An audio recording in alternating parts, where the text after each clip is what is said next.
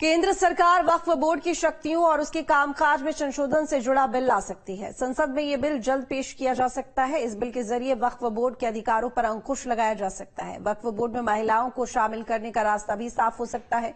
सूत्रों के मुताबिक कैबिनेट ने वक्फ अधिनियम में करीब 40 संशोधनों को मंजूरी दे दी है। क्या है ये प्रस्तावित संशोधन और सरकार के फैसले पर सियासत कैसे हावी है, इस रिपोर्ट में देखिए।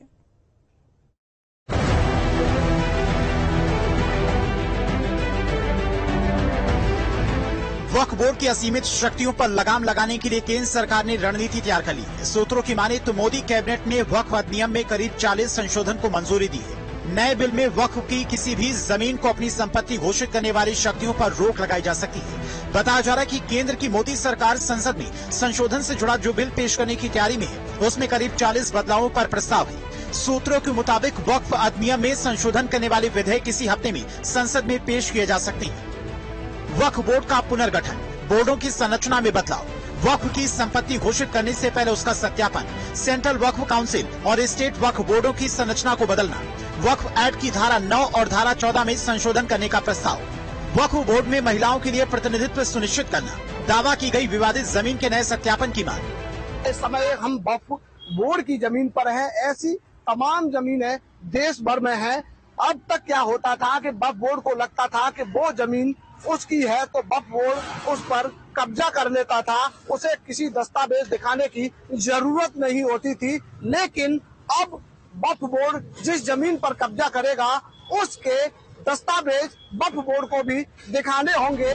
2013 में यूपीए सरकार ने मूल अधिनियम में संशोधन लाकर वक्फ बोर्ड को और ज्यादा शक्तियां दी थी, लेकिन अब मोदी सरकार वक्फ की शक्तियां सीमित करने की तैयारी में है। सरकार के इस प्रस्ताव की चर्चा को लेकर विपक्ष हमलावर हो गया। बीजेपी भी विपक्ष को जवाब देने में पीछे नहीं है। बीजेपी शुरू से वक्फ बोर्ड और वक्फ की प्रॉपर्टीज के खिलाफ रही है और इनका एक हिंदुत्व का एजेंडा है, आरएसएस का एजेंडा है कि वो शुरू से वक्फ प्रॉपर्टीज को और वक्फ बोर्ड को खत्म करने की कोशिशें करती रही हैं। तो हम भारत सरकार का, आदरणीय मोदी जी का और एनडीए सरकार का धन्यवाद करेंगे और इसका बिल का स्वागत करेंगे अगर ये बिल आ जाता है, क्योंकि उत्तर प्रदेश से मिलाकर पूरे देश में लाखों संपत्तियां वक्फ की हैं और उसमें लोगों को न्याय नहीं मिल पा रहा है। निरंकुश वक्फ बोर्ड हैं, वो अपनी शक्तियों से ऊपर उठकर लोगों को परेशान करते हैं। तमाम ऐसी प्रॉपर्टीज हैं, तमाम ऐसे मसले हैं जो सीधे शासन के पास आना चाहिए। अब जो अध्यादेश आएगा जिस पर चर्चा कराई जा रही सदन में, भारतीय जनता पार्टी की सरकार ला रही है, वो इसलिए ला रही है क्योंकि अब कोई भी मसला आप वक्फ बोर्ड लेकर नहीं जाएंगे। संशोधन बिल आने से पहले ही सियासी जंग हावी हो चुकी है। अब सवाल है कि सरकार को वक्फ अधिनियम में संशोधन की जरूरत क्यों महसूस हुई।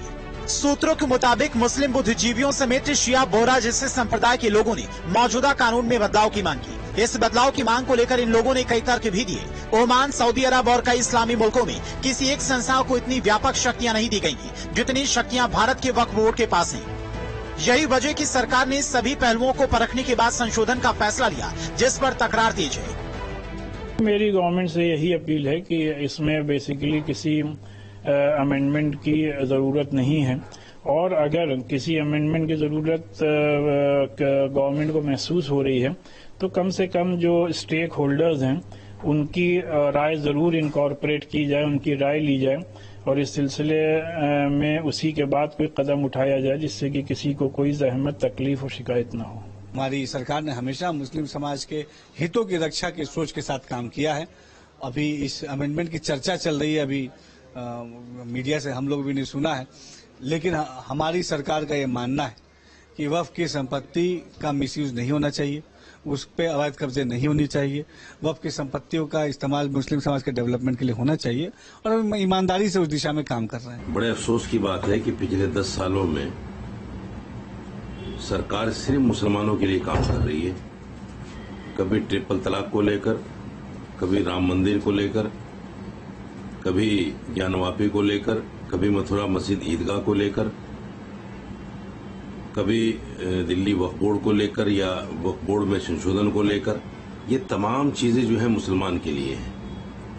अफसोस ये है कि पिछले 10 सालों में इस सरकार ने उन हिंदुओं के लिए जिन्होंने भर भर के इसको वोट दिया है, कोई बिल ये लेकर नहीं आए। किसी भी कानून में, चाहे वो वक्फ का कानून हो या कोई और कानून हो, इसमें बदलाव करना, सुधार लाना, अमेंडमेंट लाना, ये मौजूदा सरकार और पार्लियामेंट का अधिकार है। वक्फ का कानून 1954 से चला आ रहा है। 1995 में, 2013 में उसमें बदलाव किए गए। तो वक्फ के कानून में कोई बदलाव करना या लाना, सुधार लाना कोई नई बात नहीं है। पर सवाल ये पैदा होता है कि कौन है जो मुस्लिम समाज को वोट बैंक के नाम पर भड़काने के लिए हर सकारात्मक सुधार को नकारात्मक दृष्टि से भड़काने का औजार बनाता है। वक्फ बिल में संशोधन की खबरों के बीच कुछ ऐसे मुस्लिम धर्मगुरु भी हैं जो मोदी सरकार का खुलकर समर्थन करते दिख रहे हैं। सेंट्रल हुकूमत एक मरकजी वक्फ बिल लेकर के आना चाह रही है। उसका मुसव्वदा तैयार हो गया है और वो 1-2 दिन के अंदर पार्लियामेंट के अंदर पेश कर दिया जाएगा। इस सिलसिले में पूरे हिंदुस्तान के लोगों की नजरें उस कानून पर टिकी हुई हैं कि उसमें क्या होगा या क्या नहीं होगा। मेरा हुकूमत हिंद को मशवरा है कि पूरे भारत में जितने भी वक्फ बोर्ड हैं, चाहे वो सुन्नी हो या शिया हो, इनमें जो करप्शन है, भूमाफियाओं से सांठगांठ है, चेयरमैन, मेंबरान और अधिकारी लोग मिलकर के वक्फ की संपत्तियों को बर्बाद कर रहे हैं। इसको तहफ़्फ़ुज़ फराहम करने के लिए और इसको सुरक्षा प्रदान के लिए कानून बनना चाहिए।